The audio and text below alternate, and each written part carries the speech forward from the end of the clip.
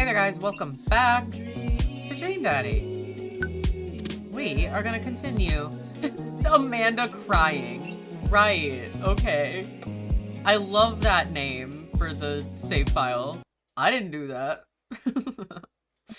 Let's see if we can, maybe we'll be able to finish it today. We have like one more date with Craig, but we also have probably like an in-between event. And then obviously stuff with Amanda, so. Well, it's been a long day. I'm just about ready to pack it in. After a few bites of ice cream from the freezer, I turn off all the lights and walk down the hall to my room. I wonder if Amanda's still awake. That kid needs some sleep. As I pass her room, I can hear a faint sound, but can't quite make out what it is. I get a little closer. Is she crying? I knock gently on the door. Hey, Amanda. The crying immediately stops. Not right now. Her voice sounds strained. She sniffles. I need to make sure she's okay. I open the door. In the dark, I can see Amanda's outline in the middle of her bed, knees hugged up against her body. Is everything okay? I don't want to talk about it. Did something happen? No, nothing happened. Go away. Yeah, girl, something must have happened. Amanda, get out. Okay. I quickly leave her room and shut the door behind me. Once the door closes, I can hear her crying again. Wow. What has her so upset? She seemed fine earlier. She's usually so open with me. Did I do something wrong? Is she mad at me? I guess if she wasn't before, she definitely is now. I can't even remember the last time she snapped at me like that. I have a hard time falling asleep, but when I finally do, I'm still thinking about Amanda. After a long night of very little sleep, I roll out of bed and make myself a pot of coffee. Amanda should be up for school soon. Maybe she'll be willing to talk about whatever's bothering her. About 10 minutes before she's supposed to leave, Amanda comes out of her room and makes a beeline for the freezer. Morning, Amanda. Morning. She drops a frozen waffle into the toaster and slams the freezer door. She won't look at me. Yikes. So, anything big going on at school today? No. Okay. Do you need a ride to school? No. Want some coffee? Amanda pulls the toaster lever up and takes her still freezer-burned waffle out before it's finished cooking. I have to go. Amanda picks up her bag and storms out. Jesus, that was loud. Oh, okay. I haven't seen her act like this in a long time. It's usually short-lived, but it always hurts. Hopefully this blows over and things are back to normal soon. I sit back at the kitchen table and look at a picture of Amanda and I hanging on a wall. In it, I'm teaching her how to ride a bike. Her face is a mixture of excitement and pure, unadulterated fear. I remember how determined she was. Every time she would fall off and scrape her knees, she would get up and try it again. Finally, I had to stop her because she was bleeding everywhere. Then she started to cry because she didn't think she needed bandages and wanted to keep trying. As I put the bike away, she just stood in the middle of the street and screamed. Then I took her for ice cream and it was like nothing even happened. After giving it a bit of thought, I decide that if I force her to talk about it, I'm only going to make things worse. But I have an idea. I start rummaging around for ingredients. I hear Amanda walk in the door. Instead of heading for the kitchen like she usually does, she makes a beeline for her room. She's clearly trying to avoid me. Hey, Pumpkin. What? Can you come here for a sec? There's a moment of silence. Yeah. I wanted to say sorry about last night. I'm just worried about you, kiddo. I get scared when I know something's wrong, and I get even more scared when I feel like I can't do anything about it.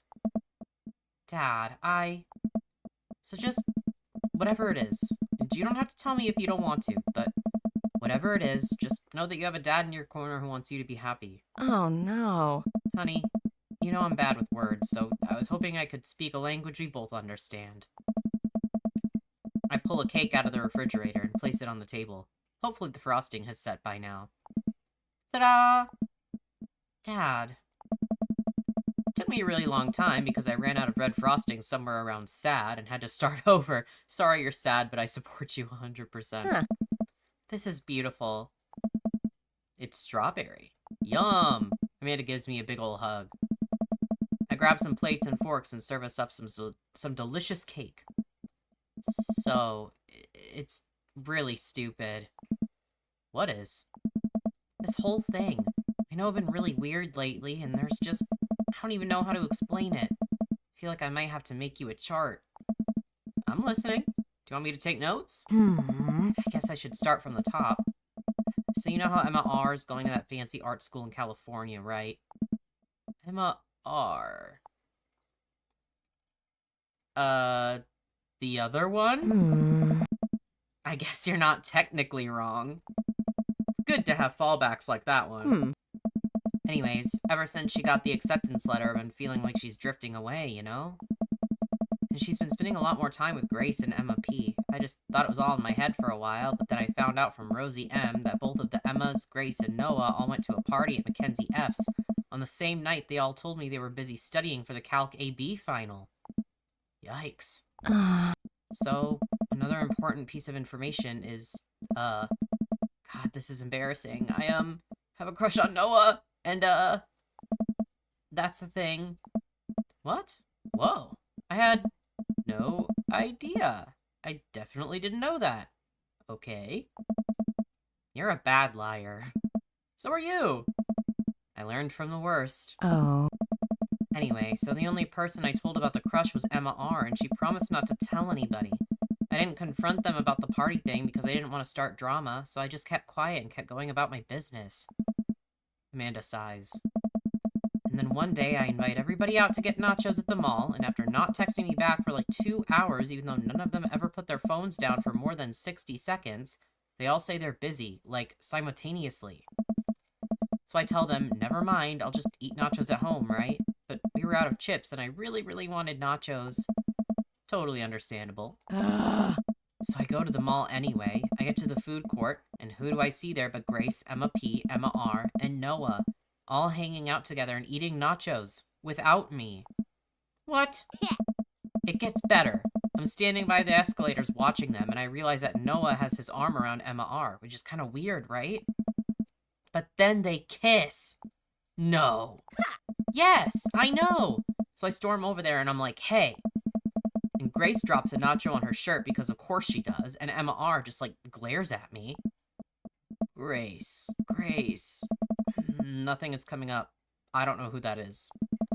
Grace is the gossipy one? I know! Grace is the one nobody really likes, or I guess that's me now. But anyway, nobody will say anything, and I'm just like, you guys suck, which I realize is not the most eloquent thing to say, but I was very angry and really embarrassed, and I just wanted to get out of there. So I left, without nachos, might I add, which only further contributed to this shitty day, and immediately drafted a super long text to the group chat asking them why they've been so weird. And I wrote another one to Emma R, asking how long the Noah thing's been going on, and sorry, I know that's a lot. You still following? Yeah, what did Emma R... Oh, I'm following. What did Emma R say? Oh, okay. Get a load of this. Emma R says, you know what? Let me just read it to you. Amanda pulls out her phone and reads, word for word, an arduously long string of text messages. Can you believe that? I cannot believe that. I care so much about Amanda's social life and mental well-being, but man, do I not understand what she's talking about. This is all beyond me, but I'm trying my hardest to be supportive. Dude, this is not beyond me. I'm following 100%. They were dating in secret for, like, months. So I told her that she's being a really terrible friend, and she's like, well, if you think I'm so terrible, then just stop being my friend. And I was like, okay. And then she left me on red. And then, wait, left me on red? What's that? Oh, like, she saw my message and didn't reply. And I know because there are read receipts. I don't know what read receipts are, but I'm just gonna nod and pretend I understand. Gotcha. So while this is all happening, I'm talking to Emma P about how mad I am because she's at least being kind of reasonable, and I'm venting to her about how pissed I am at everybody and stuff. And And then out of nowhere, Noah texts me and is like, how could you say that about me? And I'm like, say what about you? And he tells me that Emma P sent screenshots of everything I told her to the group chat that I got kicked out of. Alright, I think you lost me at screenshots, but that definitely sounds bad. There's so much more, but honestly, it's all just really stupid teenager stuff. The bottom line is that everybody dropped me, half of my grade hates me, and now I have no friends. Amanda, I'm so sorry. I almost expected it from everybody else, but Emma R's been there since Dad died. I can't believe she would just stab me in the back like that. I'm not even that mad that she's dating Noah. I'm just upset that she lied to me about it for so long. Amanda stabs at the remnants of her cake. Okay, I take it back. I'm kinda mad she's dating Noah. Like, what did I do wrong? Why did everyone just suddenly decide I'm not cool anymore? Why wasn't I enough? I don't understand. And as mad as I am at everybody, like, I miss them, Dad. Amanda looks so dejected, I almost can't take it. What could I possibly say to help? Anyways, that's it. That's the whole sordid tale. Thanks for listening. Tune in next week for more hot gossip.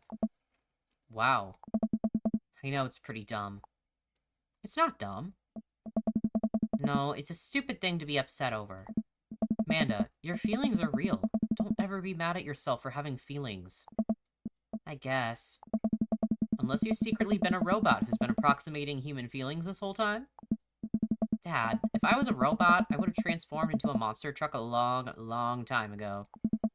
But seriously, I know you probably don't want advice, but I feel like it's my duty as a dad to bestow upon you a few nuggets of fatherly wisdom. Yeah, real friends don't do that, to be honest. When you get older and you start realizing the sort of people you want to associate yourself with, do you really want to surround yourself with people who would do something like that to their friend? It takes a lot of work to find and maintain meaningful friendships. It took me a long time to figure that out myself, and I wish I had learned it sooner. If the other person isn't putting the effort in to show you how much they care, it's not worth it. You're not beholden to being their friend. Ultimately, I think this says way more about their character than it does about yours, because you're amazing. And if they can't see that, well, that's their problem. I'll keep that in mind. I look down at the table. Did we just eat that whole cake? Yes, we did just eat that whole cake. Well, good talk. Amanda gets up to go to her room. Before she closes the door, she turns around. Hey, Pops. Yes? Thank you. You are always welcome. Love you, Amanda. I love you too, Dad. No, because Welcome. I fear You've got it is a dads. canon event. Oh, I got something. It is a canon event for sure.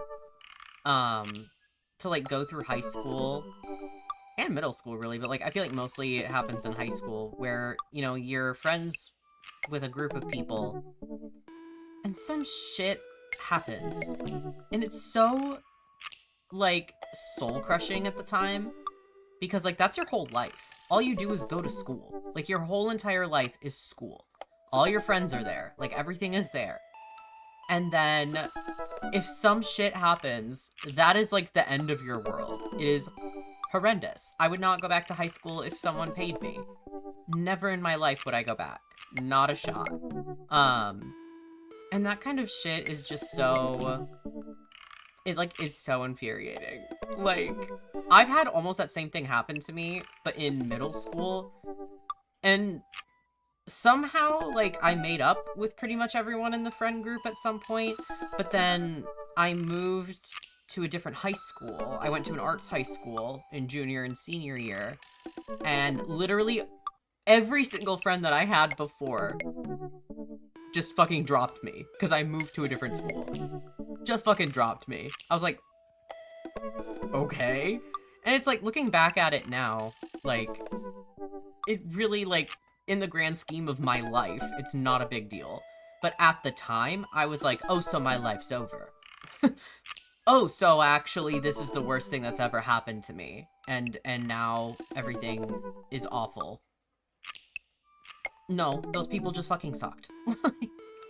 There are just some people that you will be friends with for a time, no matter how long it is, and they'll fucking show their true colors and be absolutely horrible. I've gone through enough horrible, horrible friends that, like, at this point in my life as a full-grown adult, if I do not vibe with somebody, I am dropping them so fast, it is not even funny. It doesn't need to be drama, it doesn't need to be anything. If there is drama, that sucks, but it is what it is. But I do not hesitate to drop people. I simply do not. Like, that's a thing about me. Other people are not quite as extreme as I am, because I have a very low tolerance for shit that people do to me before I drop them. I do not give multiple chances. It is one strike, you're out.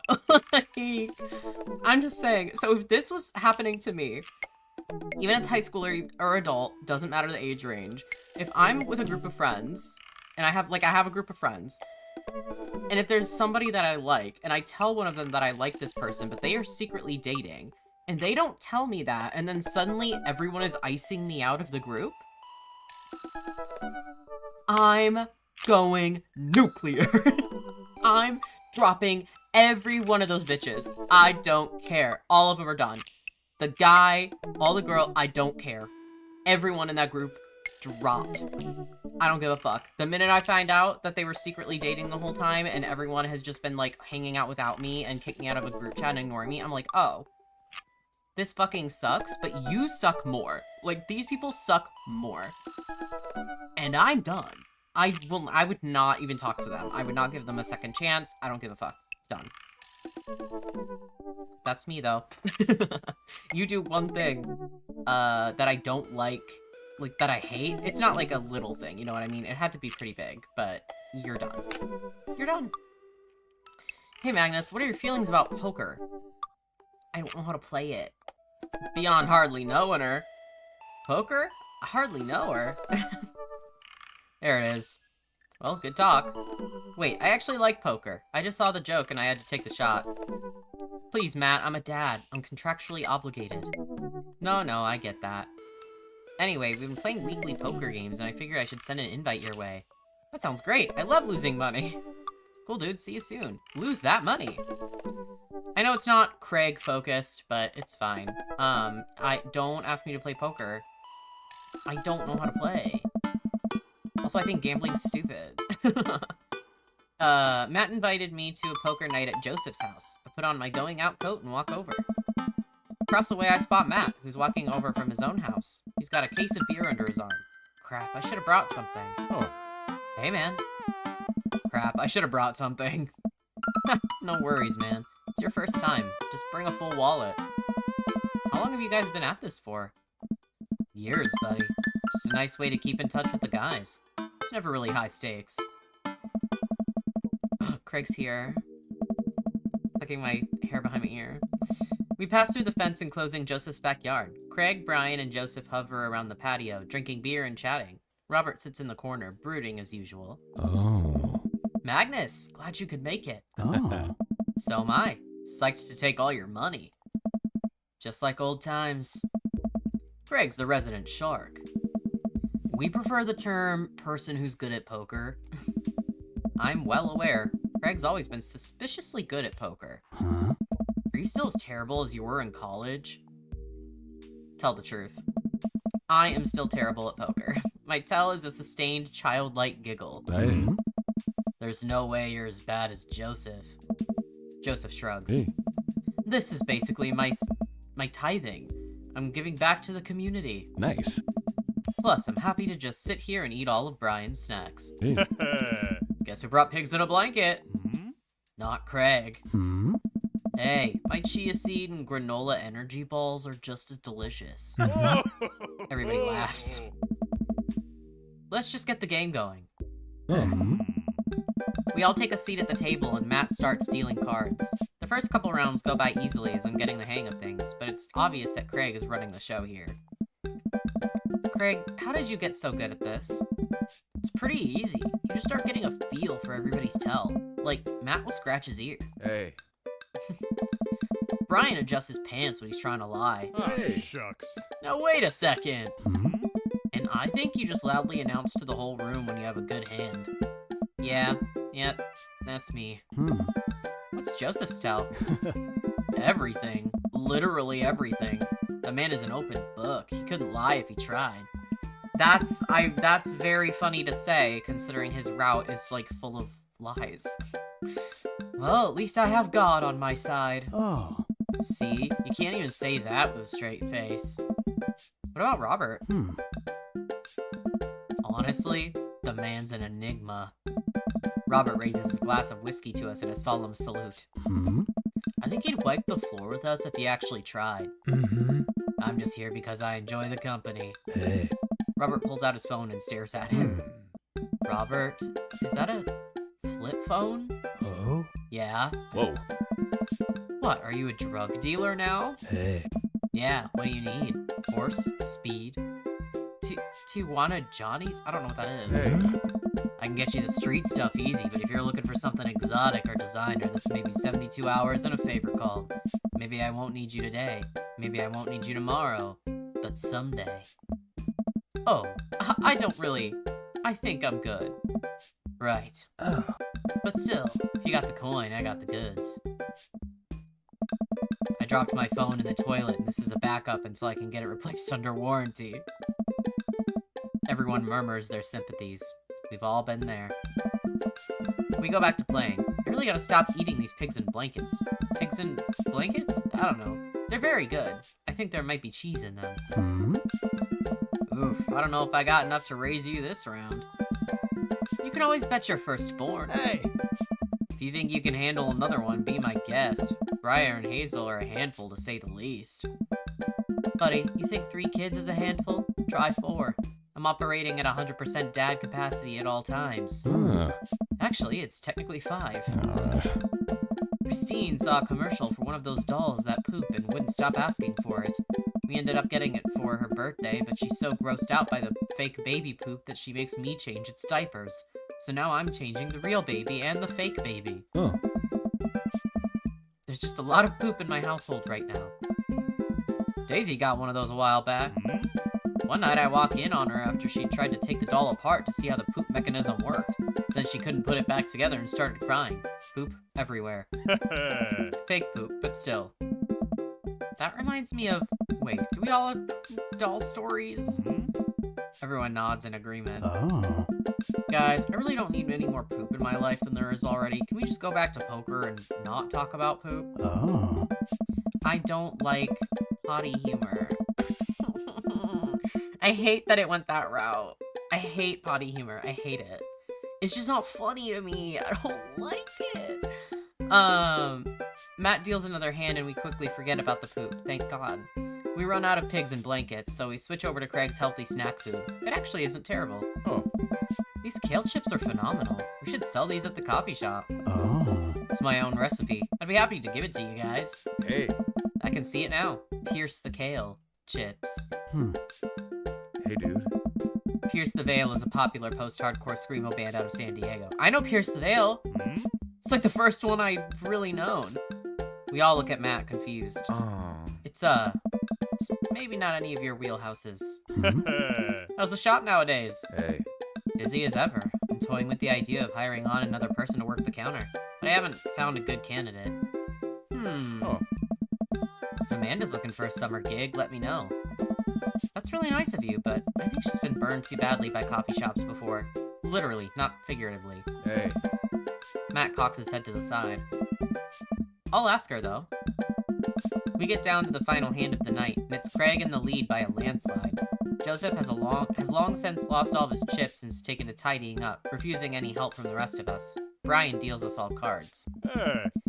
So what's it gonna take for Robert to give a damn on this round? Robert looks up from his half-empty glass of whiskey. Do you really want to unleash the beast? Oh. Well, now I'm curious. I got a long history of being a gambling man, but only do it if you make it interesting. None of this penny chip nonsense. I got a Lily's 18-year single blend sitting in my closet right now. I'm saving it for when River turns 21, but I'm willing to put it up as collateral. Ah. Now you're talking my language. He He throws the keys to his truck on the table. She's seen better days, but she can still pull a tree trunk out of the ground. Nope. Myself and everyone else at the table immediately folds. Deal of cards, brag, eh? Are you guys sure you wanna... Hey. You heard the man. Deal. Hey. Brian deals the next round of cards. Craig stares daggers at Robert, who casually sips his whiskey. So I know what you might be thinking. Robert put his old workhorse up for grabs. He's his only mode of transportation. At times in his life, his only home. How could he be so sure of his abilities at gambling? I'll tell you right now, Craig. I wasn't always like this. Oh? I was a lot like you. Smart, talented, cocksure of my own luck. Great biceps, but it didn't last long, though. I lost everything in a game of Pai Gow in the back room of a Shenzhen tea house on what I thought was a 3-day business trip. Everything gone. Clothes, money, identification, you name it. I woke up in a ditch near Xiaxu? Maybe? Park, and had to make my life new from there. It took me 3 years to beg, borrow, and steal my way back to American soil.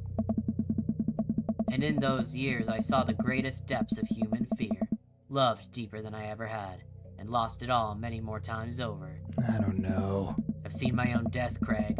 I know how I die. It's not like this. Oh. So let's make this more interesting. Bro. Robert produces the deed to his house from his jacket and tosses it on the table. Hey. You just carry that around? All I have and all I am. Are you prepared to go the distance? Craig wipes the sweat from his brow. He studies Robert's face intently, searching for any sort or tell that we can find.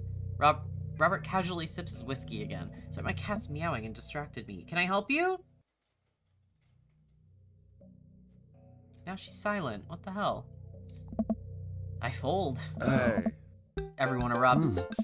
Fine, fine. The whiskey is yours. And that's why you don't dance with the devil. So what was it? Were you bluffing or did you have the cards? That's for me to take to my grave, fellas. Oh. Next week, boys? Next week. Hey, yeah. You got it. Hey. I'll be there. Sure thing. This has been very relaxing, and I sincerely doubt I will wake up in a cold sweat thinking about it tonight. Keep working on that poker face, Magnus. We all say our goodbyes and head our separate ways.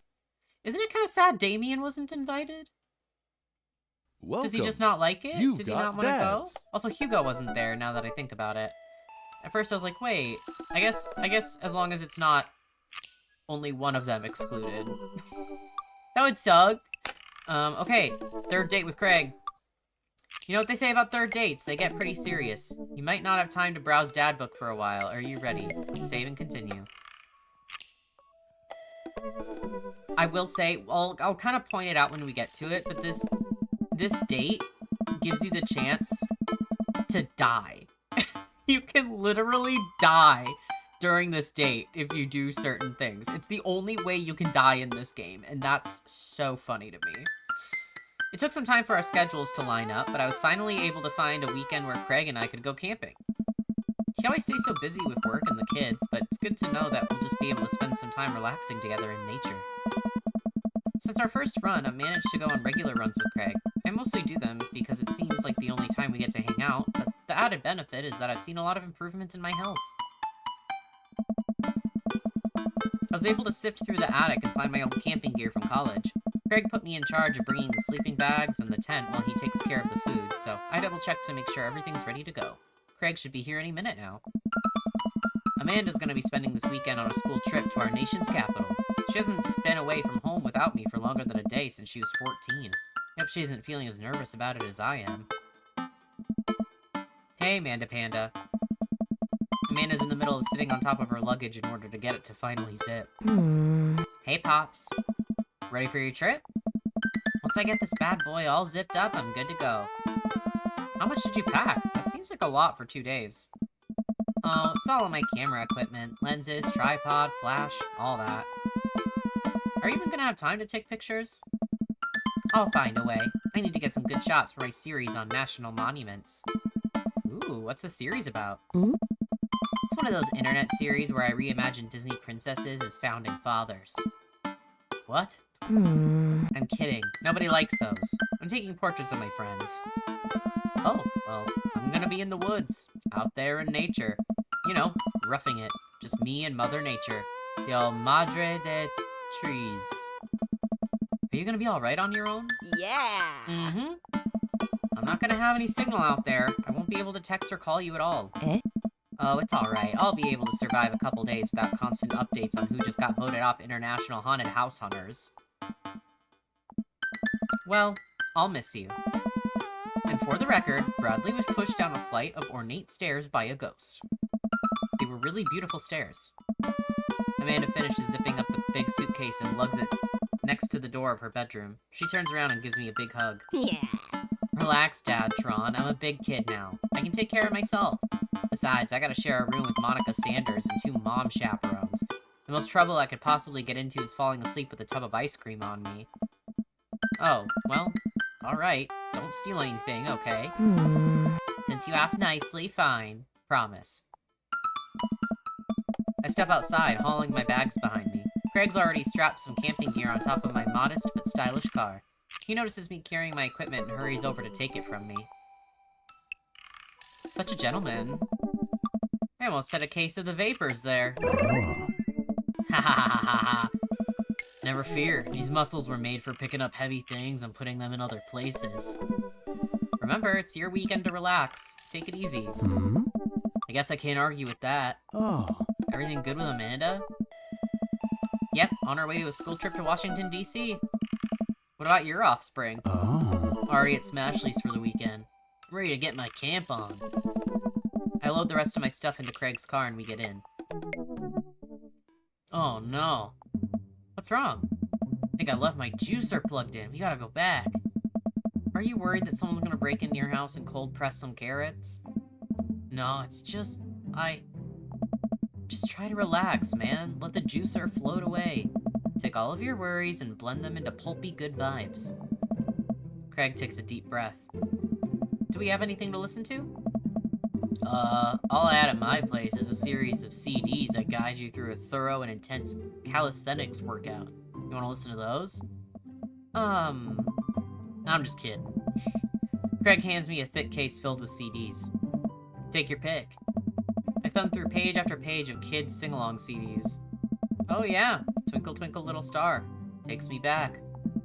Keep going. I get to the end of the case to find, in the very last slot, a blank CD with Craig's handwriting on it. DJ Keg Stand's Mega Mix Volume 1? Made it just for the trip. Think you'll like it. I pop the CD into the car stereo and it's like I'm immediately transported to our old dorm room. Hit after hit plays, and soon enough, we're both happily scream-singing the lyrics to each song as we fly down the highway. This song was Carl's favorite. Carl, the third roommate. He brought that dog home one night and I couldn't pry you two apart. So we spent an entire semester fabricating a story about our foreign exchange student roommate who had a really bad cough that sounded exactly like a dog's bark. And then we had a room inspection. That RA was so suspicious of us but could never prove anything. And Carl was just under a blanket. Bless that pup's courage under fire. Man, we did some dumb things back in college. The hours fly by as we belt out tunes in whatever non-existent key our voices register in. Soon enough, we're surrounded by lush trees and spectacular vistas of everything amazing that nature has to offer. Feels good to be back out here. Real good. We park our car at the entrance to a familiar trail and load up our gear on our backs. I'm thankful I've been working on my health over the past couple of weeks, otherwise I'd be dreading all the hiking that's about to happen. Craig looks intently at his phone. Everything alright? I don't know. Yep, just had to fire off one last work email. Craig pockets the phone and we start off on the trail. It's relatively easy, but I know I would have been huffing and puffing at this point if it weren't for all the murder sprints. I look around me and take in the tall trees and animal chirps. Everything okay back there? I don't know. There's no reception out here. Oh, yeah, being out in the middle of nowhere will do that. I recognize the look of anxiety on Craig's face. Oh, man. What if there's a problem?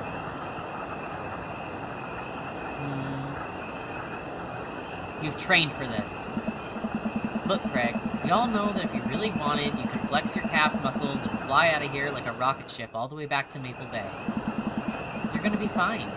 We're gonna be fine. This is our weekend. Oh. We keep marching down the trail, but it seems like Craig is still worried. After a bit, he stops in his tracks. Maybe we should go back. We could find another campground that gets good cell phone reception. Craig, seriously, what's wrong?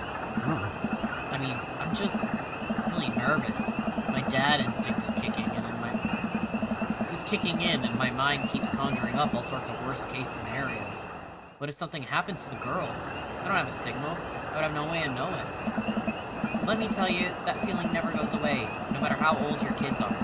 You just gotta remind yourself that they're in good hands. Craig doesn't say anything. I give him a reassuring punch on the shoulder. Try to remember why we came out here.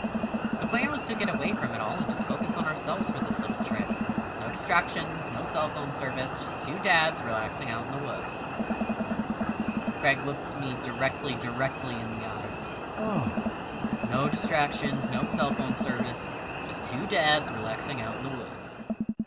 We're gonna have some fun this weekend. Craig and I get back to marching. It's not too long of a hike before we get to the campsite. We're both glad to see that we're the only people there. Can't believe you still have this tent. Found it in my attic and already checked it for holes. It's seen better days, sure, but I think we'll be able to survive. I dumped a bag of fabric and poles onto the ground. We unfold the tent in the desired spot. I hand Craig the stakes. Oh. We still know how to do this, right? Of course we do. We do not. Only 20 minutes?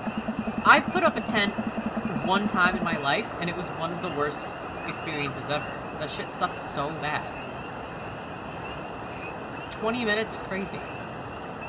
Struggling like people in a bad infomercial, we somehow managed to build an upright structure that closely resembles what a tent would look like if you asked somebody to draw a picture of one with their eyes shut. I wouldn't put this up against a storm, but I think we'll be able to survive for the night. We set out a couple of chairs and our cooking equipment, admiring our handiwork. Bro, look at us go. Look upon the kingdom we have built. Upon this rock we shall grill our meat and drink our brews, for we hold dominion over this land.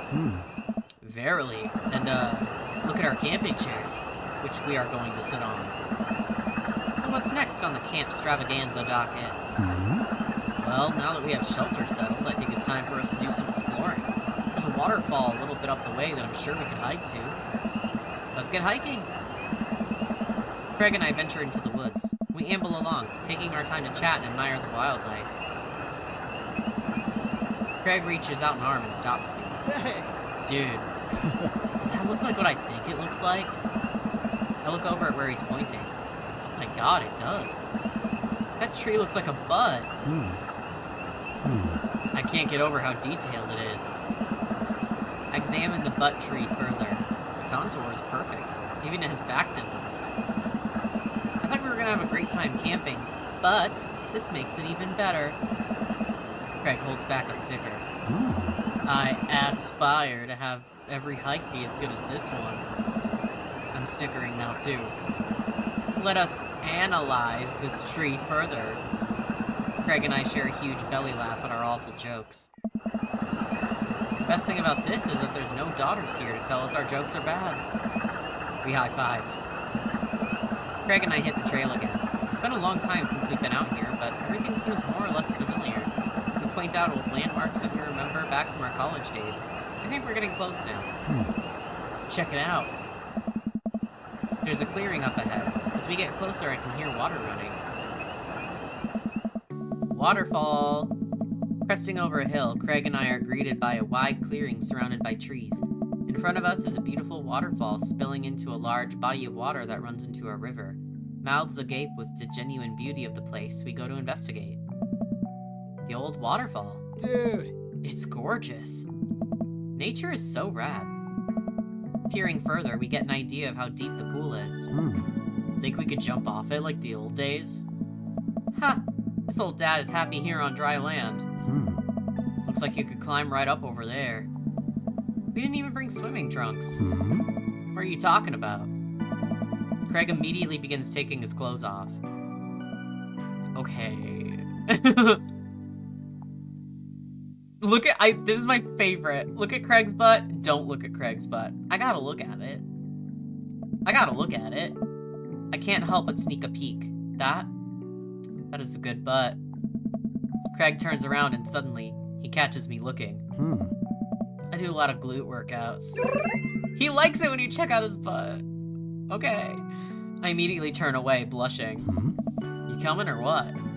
Oh, I don't know about this, dude. He's already making his way over to the waterfall by the time I finish my sentence. When he realizes I'm not right behind him, he turns around and rolls his eyes. We lived together for years, and I've seen your ass more times than I can count. It's no big deal. Put on a show. Fuck it. If the clothes are coming off, then it's someone's birthday. Craig gives me the wolf whistle. I turn around and give my booty a good spank. That one's for you, big boy. Oh my god. Yeah, really straight boy behavior for sure. I take my shirt off and drop it in a pile with Craig's clothes. I put the rest of my clothes on the ground, feeling exposed. Craig and I climb up to the top of the waterfall, making sure not to slip on any wet rocks. He reaches the peak before I do and offers me a hand getting up. At the top, we look over the cliff and into the tiny lake. It seems so much higher up from this perspective. Craig has always been a daredevil. He pulled some stunts in college that I'm honestly still shocked he survived. I was always the one standing on the sidelines, watching and hoping I wouldn't be bringing him home in a gurney. Man, this could be dangerous. Craig looks me in the eyes. Oh. Don't think, just jump. Craig cannonballs off the waterfall and into the lake, creating a huge splash. I'm worried for a moment before he finally resurfaces from under the water. Woo! He treads water and looks up at me. You coming or what? Don't think, just jump. How are you supposed to just not think? I'm pretty sure that's not physically possible. My toes grip the edge of the rock. The water looks so far away. Don't think, just... I run off the edge, trying to do my best cannonball. Somewhere in the middle, it turns into a really graceful belly flop. I hit the water with a loud slap. Ouch. I resurface to find Craig giggling. I rate that belly flop a solid 8 out of 10. Your form was lacking, but your heart was in the right place. I playfully splash water at Craig. Are you sure about that? I splash him again. Oh. You've given me no choice. Craig splashes me in the face with a huge wave of water. You've awakened the beast. He launches another wave of water at me. Don't you put me in a corner here. Don't put a wild animal in the corner. Ooh. Squirt water on him with your hands. I clasp my hands together in the water and squirt a stream of water directly into Craig's face. A weak defense. Your water squirting is no match for the massive wave water my finely toned biceps are about to send in your direction. Craig, please, I have a child. My pleas fall on deaf ears. He launches a volley of water in my direction, and in moments I am defeated. Craig, truce. Please. Craig thinks about it. Yeah, sure. We shake hands. There is peace. Man, that jump was such an adrenaline rush. Oh. Not so scary now, huh? I'm pretty sure if we race into the top, we die. Because this is where we can die. We can literally die at this waterfall. I've had enough excitement for today. We should probably head back. We go to put our clothes back on and notice that they're soaking wet. Maybe a splash fight wasn't the best idea. It's okay. We'll get a fire going in no time. We can dry off and get some dinner going. Sopping wet, we hike back to the camp and unpack everything we need for dinner. Craig pulls out a couple of steaks and some chopped potatoes in tinfoil. You ready for a feast? Hey man, take a seat. The Craig train is pulling into the relaxation station and I'm your conductor. Let me cook for you. Absolutely not. Cooking is the thing that relaxes me most. I'll take it from here. Craig cooks now? I remember how his entire sophomore year diet consisted of microwavable mac and cheese, but not microwaves, and have trouble believing the thing he just said. At least let me start the fire. Sure, let me just grab my matches. Craig reaches into his backpack. He rummages around in his bag, pulling things out and checking every pocket. Uh-oh. Oh. I know I packed it. Craig checks another bag and still can't find it. My stomach grumbles, and now I'm more acutely aware of how cold and wet I am. We really need to get a fire started. Okay, well, it's not the end of the world. Oh. Gosh, I'm so stupid. I could have sworn I packed it. I'm sorry, dude. Don't be. We can figure this out. We can start a fire. We're smart guys. I mean, how hard could it be? I've watched plenty of survival programs on TV. If a naked reality TV star can do it, so can we. We'll need some wood.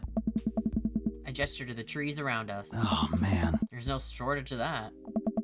And some tinder. Oh. We can make that work. And then I think some ancient aliens are then supposed to come by and give us advanced technology, or renovate our house. Depends on the show. Craig and I gather a variety of wood, bark, and moss until we have all the materials that could, conceptually, make a passable-looking campfire. Oh. Just add fire, right?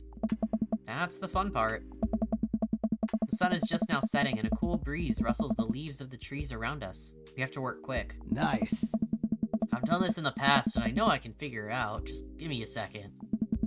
Any way I can help? Huh? Give me some moral support. Lift my spirits and we'll make this fire happen. Go overboard. You're really giving that fire the business. You're an amazing, hardworking father with a steady work ethic and everyone loves you. Your daughters think you're a superhero and the neighborhood dads respect you immensely. Also, your butt looks great. Bro, stop, you'll make me cry. Okay.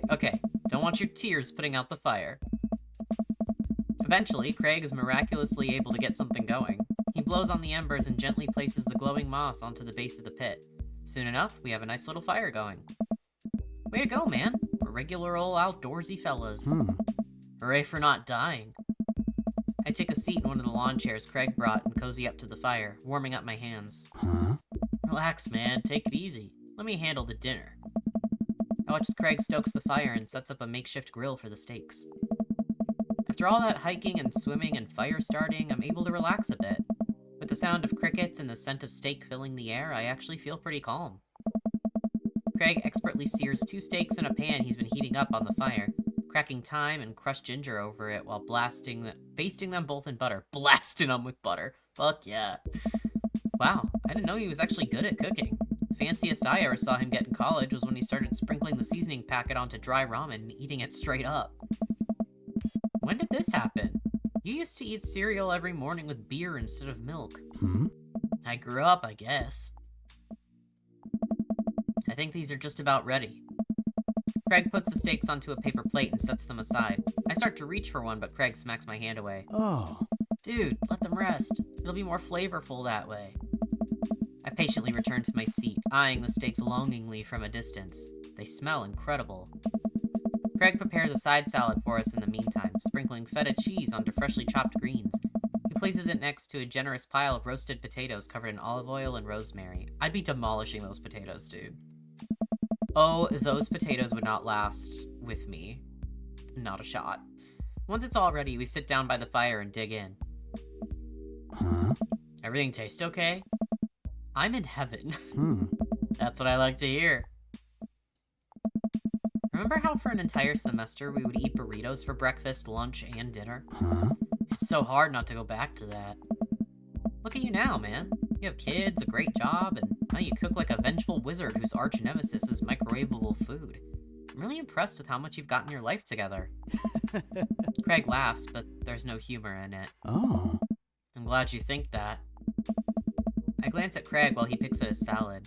He really grew out of his baby face, but there's something about his expression that makes him seem so much older than he is. A sense of maturity he didn't have in college. He looks exhausted. You okay? I don't know. Yeah. Come on, dude. I've known you for long enough to see when you're down. Oh, man. I'm tired, bro. I think being out here is making me realize just how drained I feel. You work really hard, Craig. It can't be easy. I don't know. I have to, for my girls. I volunteer at their school, I cook healthy meals for them, I do everything I can to make sure they're safe and happy. And when they're with their mom, I'm always working overtime so I can support them. And then you work out a lot so you can crush anyone who stands in their way. I don't know. That, and I don't want to fall into my old habits. I need to set a good example for my girls. Everything I do is for them, and I wouldn't have it any other way. But it seems like it's bleeding you dry. Hmm? If that's what it takes to raise them well, then it's worth it. Craig, buddy, I know where you're coming from here, but you gotta take care of yourself, too. Nice. I do, though. I eat right and exercise, and that's not what I mean. You're too little butter on too much toast, you know? Bro! What? You're spreading yourself too thin. Life needs balance. It's great that you care this much about your kids, but you can't neglect your own needs because you're too busy taking care of everyone else's. You matter too. Oh. I know I can provide for my family. If I take a step back and look at everything objectively, I know I'm doing right by them. Oh. But I can't explain it, man. There's always that voice in the back of my head telling me that I need to do more. Like it's never enough for me. Every time I try to relax, that voice keeps telling me I don't deserve it. To be honest, I even feel guilty about being out here. Craig, you're trying your best and you're doing an amazing job. That's a fact. But even if you weren't, you would still deserve happiness. Oh, man. Do I, though? Hell yeah, bro. I look at Craig and think about what a good friend and even better father he is. He's compassionate, he's hardworking, he's relentlessly positive. He encourages everyone to be the best version of themselves. He makes me want to be a better person. If you could only see yourself the way I see you. Oh. Craig beams. He gets up and walks over to his supplies. Hmm. Come on, I brought dessert. Oh, are you gonna use the campfire to torch the tops of some creme brulee? Oh. What? I know little and nothing about cooking. Craig pulls out marshmallows. Bro! You can't do camping or a bonfire without s'mores, dude. That's illegal. Well, you still know how to make s'mores, right? I think the more important question is, do you know how to make s'mores? As I recall, you used to just completely blacken the marshmallows, and that's the correct way to do it. None of this, like, mildly toasty marshmallow. I want them charred, so they're just gooey in the middle. That is how you make s'mores. And I stand by that. Hmm? Oh, I stand by that. That's what I'm saying. That's what I said. I stand by that. It's charred on the outside and the gooey center is preserved. Fuck yeah. I need to... Shut the fuck up. That is not me. That is not me, first of all. Craig throws a marshmallow at me and I catch it in my mouth. Oh. Pro move. We used to be able to do that at a great distance against a wind disadvantage. Give me a week of practice and I'll be competitive again. Craig and I sit in the warm glow of the campfire, watching embers float up toward the sky. The stars are so much brighter out here. Yeah. I miss this. Me too. We stay here until it gets late, half remembering stories from college. We watch as the fire dies and eventually clamber into the tent. We crawl into the tent and I unfurl my sleeping bag. Wait, where's the other sleeping bag? You know where this is going. I look around for a second. Oh no. I must have left it at home. It's all yours, dude. I'm sorry. I'll just curl up over here. No way. Here. Craig unzips the sleeping bag and spreads it out so there's enough room for both of us to lay on top of it. Night, bro. Good night, bro. I roll over and we face away from each other. Without a blanket, it's really cold. I shiver, and without realizing it, I find myself nestling closer to Craig. I'm sure he won't mind. He turns over, I can feel his breath on my neck. It's hard to focus on anything else. I turn over, trying to get more comfortable. I open my eyes to find Craig's face only a few inches from my own. For once, he looks at peace. His eyes flutter open. His hand finds a place on my waist. I'm not sure who leans in first, but suddenly we're kissing. We look at each other again, my heart racing. Craig. Oh, man. Yeah. I love it because I just imagine like all the moms that hit on him and stuff and imagine him being like, "Oh no, see that dude over there? See that guy? No, that's actually my guy. Stop flirting with me. I have a man. Incredible. It is always like one of my favorite things when it's like a jock character, like a character that everyone perceives as straight, and then they're like, actually, I'm a little flavorful. Peak. I got strong feelings for you, bro. Feelings I can't deny anymore. Bro, me too. The bro is such a funny gag to me. I run my hands through his hair, then down to his chest. Craig brings me closer, wrapping his arms around me. I feel so secure. You know, talking about old times is fun, but I like making new memories with you. I smile, tracing the lines of his hip with my finger. We kiss again. I'm not worried about us getting too cold tonight. Yeah. Peak. I love it. I also love, oh wait. That was a gold medal performance for sure. Thank you. I also really just like a good wholesome relationship every now and then. It's like the whole dynamic of like, oh, he makes me want to be a better person, and then you help him like loosen up and realize that he can like do fun things and take care of himself too and be a little selfish. Like, I love it. It's so sweet to me. I love it. Protective Dad, twins, sports, poker buddy, cannonball, splash. And I got an S rank. We are so good. We are so good. Amanda, you'll never believe it. You have a new dad. And also 3 new sisters. But listen, them as a family is so cute too. Like Amanda basically having like a bunch of little sisters. Adorable. Phew, I think I have everything finally set up. Amanda should be here any minute now. I think that's her car in the driveway. Okay, gotta act natural. Be cool, Magnus, be cool. Amanda walks through the door with a suspicious look on her face. Hey, Dad. Off to a good start. Something fishy? Rats. Sorry, sweetie, it's the feds. That life of crime is finally catching up to you. I tried to send them in a different direction, but even I'm no match for the power and funding of the US government. Ugh. Well, if they think they're gonna take me alive, they got another thing coming. I'm kidding. You're right. I have a little surprise for you. Ugh. Yeah, I can tell. You're very bad at lying. Amanda, my dear, would you care to join me in the kitchen? Father, it would fill my heart with glee. I assume just fill my heart with glee. I lead Amanda over to the kitchen table where a present lies covered under a tablecloth.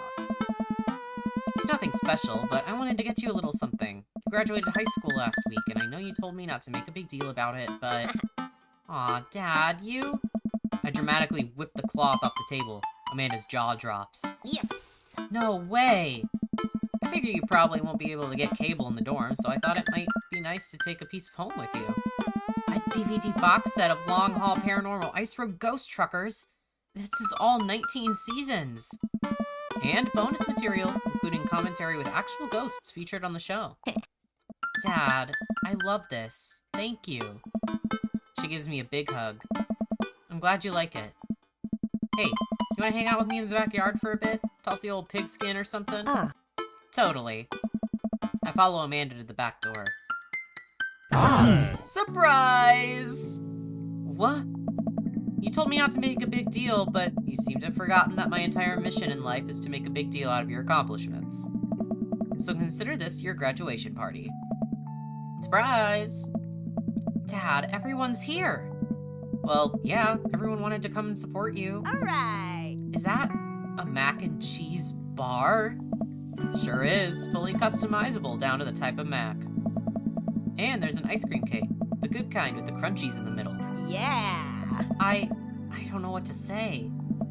Don't say anything, just go have fun with your pals, right? Alright? Can't talk. I'm so proud of you, Amanda. Amanda smiles and runs to her friends. I should make the rounds and make sure everyone's having a good time. But first, mac and cheese. Dude, if I went to a party and they had ice cream cake and a mac and cheese bar, I'd be thrilled. I'd be like, oh, so, this is the greatest party of all time? Correct. Magnus! Brian, you made it. Hey. I don't pass up on good mac. What do you think of the party? It's not bad. Just not bad? Hey. Yeah, it's not bad. Don't let him bait you. Don't let him bait you. Thank you for the lovely compliment. Daisy trots up. Hi, Amanda's dad. Hey, Brian's daughter. See how that feels? This is a really great party. Thanks so much for inviting us. You're very welcome, tiny child who knows how to pay a compliment. Brian and I lock eyes. This isn't over. Looks like you settled into this neighborhood quite nicely. Yep, couldn't ask for a better cul-de-sac. Well, I'm glad. Hopefully we'll see you at more church events. We got a big schedule planned for the rest of the year. Sure thing, Joseph. I'm not going. I will not be there. And maybe if you aren't doing anything later, we could hang out sometime. Sure, Joseph, that'd be great. Well, see you later. So strange. His vibe is so strange. Hugo comes up to me with a plate of mac and cheese. Ah. The perfect cheddar to mac ratio. Beautiful work, Magnus. Thanks, Hugo. You know, I'm really pleased to see Amanda going to her dream school. I'm glad she turned it around for finals. Me too. That scholarship money will really help. Amanda walks... She went so fast. Amanda walks by and pretends to not see Hugo. Amanda, come say hi to your old teacher. Hey. Congratulations on graduating. I know you're gonna do great things at art school. Yeah, thanks. Amanda starts to back away. Wait, I just realized that you're not my teacher anymore, so I don't have to be afraid of talking to you. You no longer hold power over me. Oh. You're right. Go forth, adult. I can no longer give you detention. Yeah, I'm gonna break anything I want, and there's nothing you can do about it. Are you still mad about that time I gave you detention for breaking my globe? Nope. Oh. And I'll have you know, that globe didn't even fit through the basketball hoop in the first place, so... she'll fit into college just fine. Hey. Hey. Robert gestures vaguely to the snack table. Good stuff. Yep. See you later. Hey. So awkward. Hey, man. Matt. Let me know when Amanda leaves for college. I'll have a fresh batch of right said banana bread ready for her. Thank you. I know she'll love that. What a splendid garden party. My deepest thanks for extending an invitation to my son and I. This icebox cake is divine. Yeah, thanks, dude. Good cake. Thanks for coming by. Hey, looks like Amanda's hanging out with Briar and Hazel. Let's see what they're up to. Yeah. Okay, Briar, think of a shape. Hazel, what's she thinking? Square. Briar. Star. We'll get it next time. See, they'd be so cute as her little sisters. Amanda leans in close to Briar and Hazel, lowering her voice. Listen, you guys can be real with me. If you're downplaying your psychic abilities, I want you to know that you can trust me. Heck, even think of me as the third twin. Amanda, that's a triplet. You know, Dad, by the time I'm done with these kids, we're gonna be finishing each other's... What? You didn't finish your sentence. What are we gonna be finishing? Each other's... sentences. See? Third twin. I have to go. As the party starts to wind down, I take a seat on our back porch step. The sun is setting and everyone seems to have eaten their fill. Amanda wanders over and sits down next to me. Killer party, Pops. What can I say? I was inspired. So, I also have something for you. For me? Why? Not to be completely genuine about my feelings for once or anything, but... growing up wasn't easy, but it could have been a lot harder if it wasn't for you. Dad, you've been there for me through everything. There's been times in my life where you were my only friend. I was really scared of going to college and being so far away from you, but I realized that Everything you've done for me has been to prepare me for this, and I'm ready. I wouldn't be who I am today without you. Don't cry. Don't cry. I swear to God, Magnus, if you cry again. You're the best, Dad. I love you. And I'm crying. Anyway, that was enough emotional vulnerability for one day. Present time! Amanda hands me a tiny wrapped package. I tear the wrapping off to find a framed picture of me and Amanda. It's us. Kinda shocking all of our photo albums are just pictures of me, huh? I figured we needed at least one together before I leave. Amanda, thank you. Watching you grow up has been the happiest experience of my life. You're such a talented, intelligent young woman, and I'm so excited to see what the future holds for you. Knock 'em dead, kid. Always do. Amanda and I share a hug. This is only the beginning, Pops. Plenty more memories for us down the road. Memories to make and stuff to break, right? Aww. I'm gonna break so much stuff. Intentionally and unintentionally. You're probably gonna have to pay me for most of it. Or pay for most of it. It would be my honor. Amanda hops up. Looks like someone's been waiting to talk to you. I glance over to the back of the yard where Craig is sitting on a bench beneath our cherry blossom tree. He smiles at me. I'll leave you to it. Me and the Emmas are gonna go get ice cream. Pew! Love you, Pops. I can't believe she's still friends with them. Both of them? She's still friends with both of them? I wouldn't be. I simply would not be. I am not that forgiving. I'm like, so you iced me out, basically kicked me out of the group chat and the friend group. Why? What could have possibly been a valid reason to do that? Because if they've done it once, they'll do it again. I wouldn't stand for that, I fear. Amanda runs off to join her friends. This is so pretty. I love the like cherry blossom tree with the pond and stuff. And then this is also where, in the end of the game, you see if you get, like, the good end or the bad end. The bad end is basically just, they, like, reject you, and they're like, I don't want to be with you. Which hurts. Ouchie. I should get the good end, because I got good ranks on the dates and stuff, so... I don't think I don't think I would get the bad end. I take a seat next to Craig as the last guests make their way out of the party. Oh. Bro. This reminds me of the parties we used to throw. Fewer keg stands, of course. Probably for the best. I don't want to get my hip replaced after a party trick goes wrong. Oh. We can leave keg stands in the past. Nice. Oh. I'm, taking this weekend to relax. This party was my first stop out of the express train from the relaxation station. Next stop is Natville. Pull into the Magnus Concourse. I'd like to book a ticket to Natville as well. I might have to meet you halfway at eating food directly off of your own stomach town. We both giggle, but man, do I just want to pour some chips on my belly while I hang out in a hammock. Craig, I'm glad you're making time for yourself. Me too. Stress is a funny thing, dude. I didn't realize how overworked I was until we got away from the city. It's honestly just as destructive as binge drinking every night and eating burritos off the floor.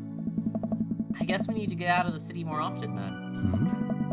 Craig kicks his legs over the side of the bench and leans onto me, lying down on my lap. I run my fingers through his hair.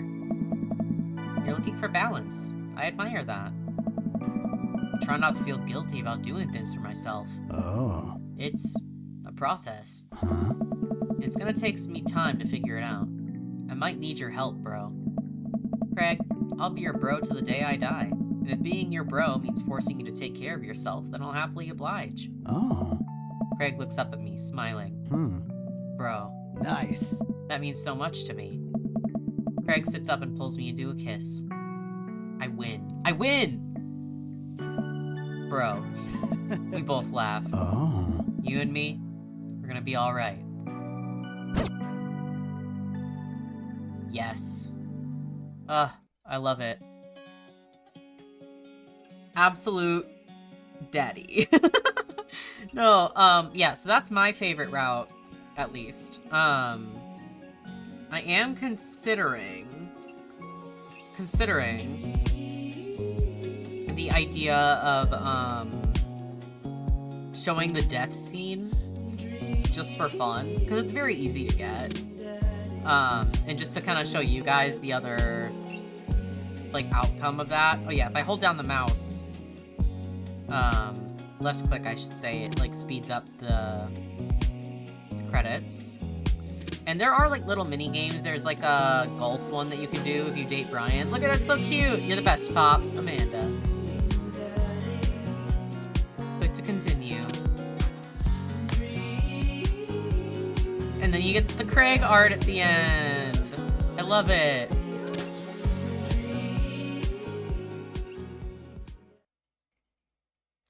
I love it.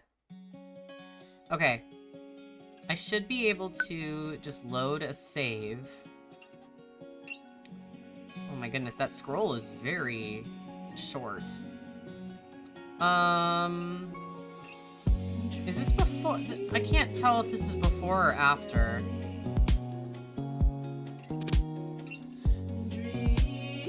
Maybe I'll just load the dad book part. Just to be on the safe side. You've got dads. Wait, go back. Oh, I was like, was this always here? It just, like, reordered it. Okay, save and continue. I just wanna get to the, the death scene. That's crazy to say. Okay, so we're gonna skip through this until we get to it. It'll probably take a second, so I'm just gonna save you the trouble. Okay, we're here. I'm gonna say I'll race you to the top. We run all the way up the slick rocks and cannonball off the waterfall again. What a rush. Good form on that one. Wanna go again? You just have to keep going and you'll die. You know it. With the same energy we had in our youth, we climb back up to the top of the waterfall. I'm brave enough to try a flip, which I'm sure looks incredibly graceful as I belly flop into the water. Phew, man, this is fun. Got one more in ya? I live for danger. It takes us a little more time, but we get to the waterfall and do our best running jumps into the water below. Alright, I think that's my limit. We should get going before it gets too dark. Are you kidding? I've never felt more alive. Funny you say that. Alright, bro, you sure? It's my time to jump. I scurry up the rocks once more and do another classic cannonball. Wow, this is so fun! I'm getting kinda cold. Wanna go back to the camp now? No, I'm here to jump. Just keep fucking jumping. Go on without me. I've got at least 20 more jumps in me. Okay, dude. I'll, see you back there. Ruins the mood, bro. You know how death does. I'm so sorry. Craig gets up and leaves. Maybe I should head after him. There is nothing but the waterfall. Finally, some peace and quiet so that I can work on my form. I scramble up the rocks again.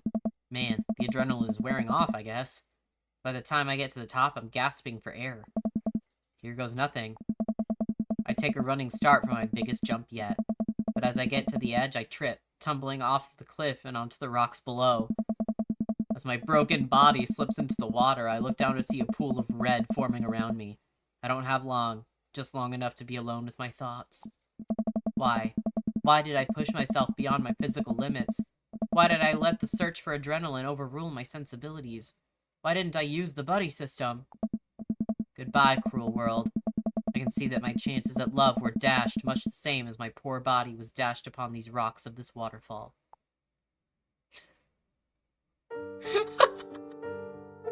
He died. Oh, that's so fun. Why did it give me jump off the waterfall too many times and bleed out? I swear I've done that before. You waterfell to your death.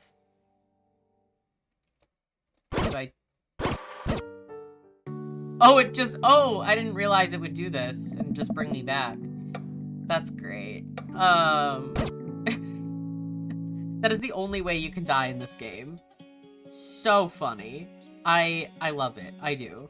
Now I do know there is like a secret cult end that is unlocked if you do like a specific character customization, but I don't know what the other prerequisites are, so I actually might Google that really quick because I've never done like myself. I've watched people do it. You might have to do Joseph's full route, which I would truthfully rather not do. So I'm gonna look it up. Okay, yeah, so I Googled it, and you have to do like all of the routes and all of the endings in order to unlock it, and then you also have to get to the point where it's right before Joseph's third date. I don't want to do all that. I'm sorry, I don't want to do it all. However, I do have the story of it on here, and I've seen it for myself, so if you're interested in, like, watching it physically, there's plenty of videos on it, but I'm gonna just, like, read the description of it. So basically, you get to the point where you sleep with Joseph. You sleep with all the dads that do romance stuff, but you sleep with Joseph on a yacht, and you go to sleep. And then you wake up and find yourselves in a dungeon. Chained up and no windows in sight, there seems to be no escape. Joseph comes in dressed in a priest's outfit and looking very sinister. He confirms the player's fears that they did not have too much to drink, or that it wasn't a dream. Oh, I guarantee that it is real, he says. After some arguing and spilled information, Joseph finally tells the dad Sona why he's down there. There are powers that work so far beyond your understanding that the very idea that I would sink into some half-baked sex game is a little insulting. All that religion mumbo-jumbo wasn't entirely false. I am a man of cloth, not the cloth you're thinking of. I am the conduit of something beautiful, something pure, and you have the honor of being part of it. I know that sounds kinda hokey, but stick with me. I promise I'll get back to being relatably cool in a second. Where you really are is under the house, or I guess under the house is. Ever wonder where all the wives and husbands in town went? Why everyone's an eligible single father? Nothing's a coincidence, idiot. No town in America has such a concentration of eligible, willing dads. Do you want to know why? Because of me. Because of my work. Because of my loyalty.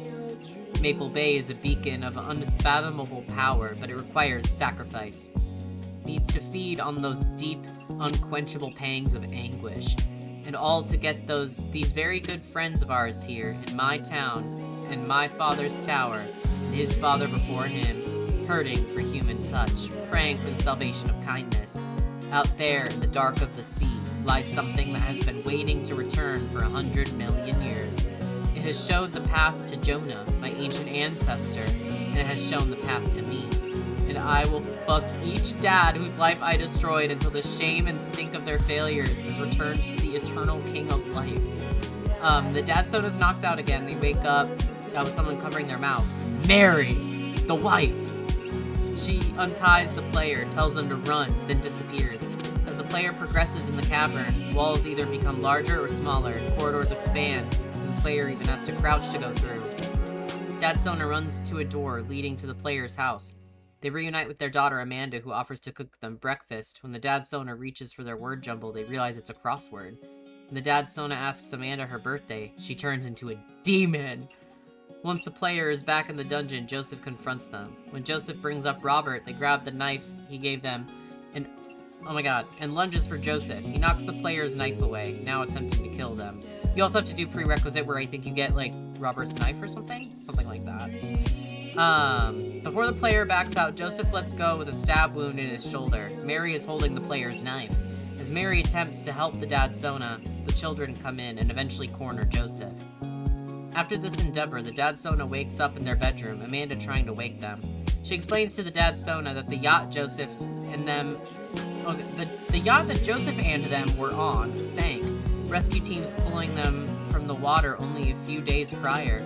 When the dad Sona asks Amanda where Joseph was, she says they found something in the yacht wreckage, some documents that showed he was embezzling funds from the church. No one has seen him since. This is where the player meets Saul, the detective. Mary explains her shock that Joseph left when the feds show up, and explains her children are with her parents in the Midwest until this all blows over. She then stares at the dad Sona, who's confused but unresponsive. She tells the dad Sona, good answer. Saul explains that he is happy with both Mary and the dad Sona as their story straight, and Mary leaves Saul with the dad Sona alone.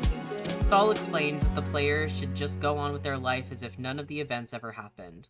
Before leaving, he tells the dad Sona that his own wife vanished, hinting that the cult killed her, and he too is a single father. He then tells the dad Sona if he has free time, they could meet up again, hinting a future relationship with Saul.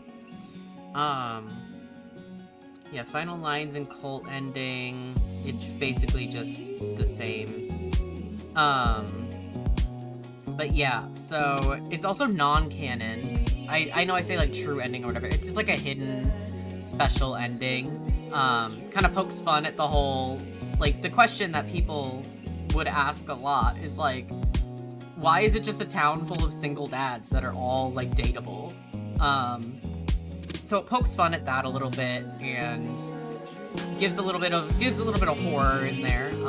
When you go to the options and pick in stuff, it basically says that, hey, we who created the game and stuff are big horror fans, so we wanted to like slip this secret ending in there that's more horror based, just for the fun of it. But again, it is non-canon. It's confirmed that it's just for fun. It's not supposed to be taken as like the truth. Whatever, I guess, ending you get normally with any of the dads, the good or bad or whatever, are like the canon endings. So I'm happy with that. I just wanted to revisit the game, do my favorite. Again, if there's interest for me to do like another route or something, please comment down below. I'm not opposed to visiting it again and doing another route, if people want that, but this was just like a guilty pleasure playthrough for me. I just wanted to do it for fun, so that is gonna be it. So thank you guys so much for watching. I really appreciate it, especially if you made it this far, and if you did make it this far and you're not subscribed, it would mean a ton if you did subscribe. It'd make me very happy. If you have any games that you want me to play, please leave those down in the comments. I love hearing suggestions. I love playing games that people want me to play. If I have any interest in it whatsoever, I will get to it as soon as possible. Otherwise, you can go ahead and like the video if you liked it, share it with everybody and everybody if you so choose, and I will see you all on the next one. Bye-bye!